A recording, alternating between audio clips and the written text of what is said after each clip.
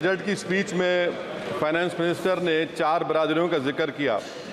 भारत की सबसे बड़ी अक़लियत मुसलमान है 17 करोड़। मैं हुकूमत से जानना चाहता हूं कि क्या 17 करोड़ मुसलमानों में गरीब नहीं है, नौजवान नहीं है, किसान नहीं है, ख़वातीन नहीं है?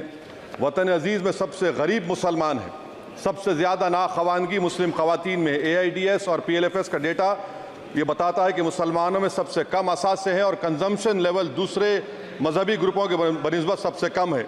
तालीमी इदारों में मैडम 15 और 24 साल की उम्र में भर्ती एनरोलमेंट में मुसलमानों की सिर्फ 29%, शेड्यूल कास्ट की 44%, हिंदू OBC के 51% और हिंदू अपर कास्ट की 59% है। हायर एजुकेशन मुसलमानों का एनरोलमेंट सिर्फ 5% है। PLFS का 2018-19 का डेटा वेज एम्प्लॉयज बताता है कि मुसलमान 22% थे, 2022-23 में 15% हो चुका है।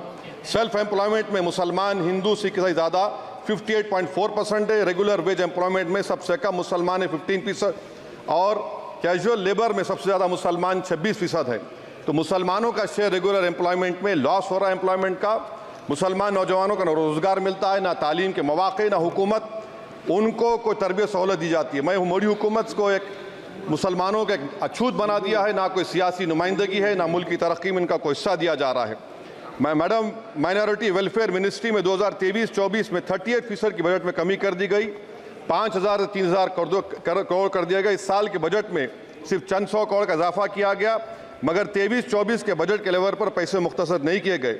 ये मोदी हुकूमत की बदनीयती और झूठा कमिटमेंट है, झूठा कमिटमेंट अक़लियतों के ताल्लुक से। तालीम के उस अक़लियती स्कॉलरशिप मैडम अक़लियतों के गरीब तलबा और तालिबात को जियाती रकम में कमी कर दी गई। 2019 में मोदी ने कहा था कि 1 करोड़ स्कॉलरशिप दिए जाएंगे, अब सिर्फ 58 लाख दिए जा रहे हैं। 47% अक़लियती एप्लीकेंट्स को हर साल स्कॉलरशिप से महरूम कर दिया जा रहा है। 10 साल से मैं कह रहा हूं कि डिमांड ड्रिवन करो। डिमांड ड्रिवन के लिए सिर्फ 3,000 करोड़ की जरूरत है, मगर ये हुकूमत सच्चाई को और ईमानदारी से काम नहीं कर रही है। 2007 और 8 से माइनॉरिटी स्कॉलरशिप का नंबर इजाफा नहीं हुआ है। Pre matric scholarship madam Kundu committee ने कहा कि मुसलमानों में drop out rate primary level पर होता है, तो हुकूमत ने 9th क्लास से प्री मैट्रिक स्कॉलरशिप पैसे दे रही है। NDMC की इक्विटी मैडम 800 करोड़ एक मजाक है। PMGAV के में 910 करोड़ दिए गए। सारी दुनिया जानती है कि जहां मुसलमान बसता है गांव में, शहर में, वो अंडर डेवलप एरिया है और आप मजाक करें ऊँट के मुंह में जीरा देकर। हज में 97 करोड़। हज कमेटी एक रुश्वत का मरकज बन चुका है।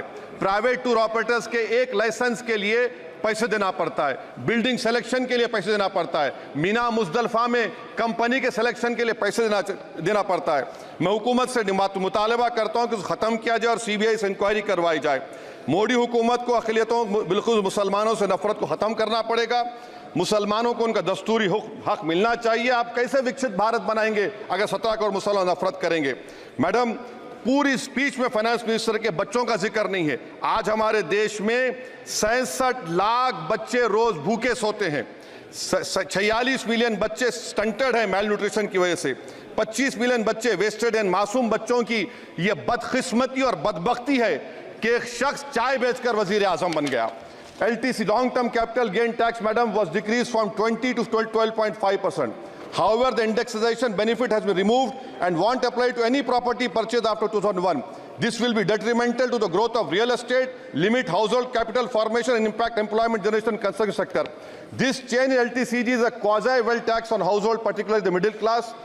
इंटर्नशिप प्रोग्राम मैडम 5 साल में आप 1 करोड़ लोगों को इंटर्न कराएंगे, यानी एक कंपनी को 4,000 लोगों को ट्रेन करना पड़ेगा। मुझे बताइए क्या ये बड़ी कंपनी का माने क्या है? It is unachievable. Will it be based on market cap, revenue, employ size? Maybe prime minister Modi is saying to Agniveer to do internship after 4 years of service in armed forces. Madam, 21 billion people have given up all hope and stopped looking for jobs. This brings down to 9% eligible population that is either employed or they are looking for jobs. Maybe finance minister can introduce a Berozgar tax and tax unemployed as well. No significant increase for social welfare, healthcare. It looks like Prime Minister Modi is saying देश की middle class की संपत्ति पर पहला हक हमारे alliance का है। In real terms, when adjusted to inflation, the allocation of health ABPMJ has declined. Modi is saying he said heal in India during G20. The reality is India is hurting. Madam, this government wants to increase FDI from China. Is the Prime Minister not concerned that our armed forces cannot patrol 26 patrolling point out of 65 in Ladakh? Maybe the Prime Minister wants the Chinese monopoly Indian markets. Import from China have crossed 101 billion 2024. Prime Minister Modi says Khelo India, but in reality the budget has shown that Modi government policy is Jhelo India. गरीब, middle class, farming, city dwellers, men and women, सब मोदी को झेल रहे हैं. Madam, in the current financial year, in February 5th, 15,993 MSMEs have been closed. Total MSCs closed have 35,680. Andhra Pradesh bifurcation. This parliament passed a law. For last 10 years, Modi government has shown their intellectual dishonesty in not giving ITR, IIM, Bayaram Steel Factory, Railway ko Khazipet, recognition of Palmaru as National Irrigation Project. This shows intellectual dishonesty of this government. Madam, I end my speech by quoting a famous poet, and I'm amending certain verses. 133 crore इंसानों, जिंदगी से बेगानों, सिर्फ हुक्मरानों ने हक तुम्हारा छीना है. खाक ऐसे जीने पर ये भी कोई जीना है. बेशऊर भी तुमको बेशऊर कहते हैं. सोचता हो ये नादान कैसे हवा में रहते हैं. 133 करोड़ इंसानों, कब तक ये खामोशी? चलते फिरते जिंदानों, गरीब खवातीन, नौजवानों, किसानों से रोने की सदाएं आती हैं. जब शबाब पर आकर खेत लहलाता है, किसके नयन रोते हैं, कौन मुस्कुराता है?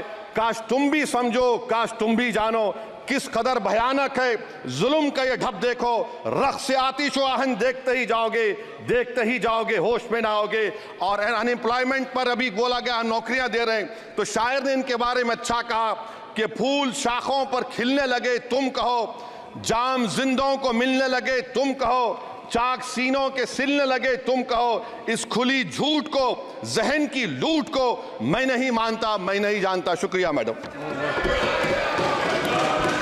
माननीय सदस्य श्री